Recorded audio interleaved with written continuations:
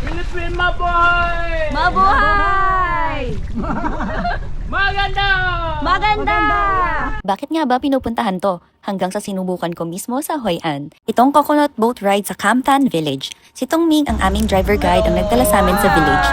30,000 dong lang per person as entrance fee, tapos 2 persons per boat plus yung taga-sagwan. Yung mga gilid, puno ng coconut trees. May ibang turista pa na nakasabay namin sa tubig. Hindi ko in-expect na magiging highlight pala to ng buong Vietnam trip namin. Sinubukan namin ng tita ko magpaikot-ikot sa boat.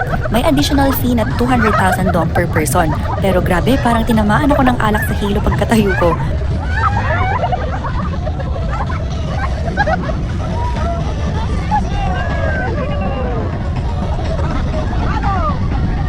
Pagkatapos, pumunta kami sa gitna kung saan may mga singer-performers. Kumanta pa nga si tito ko eh.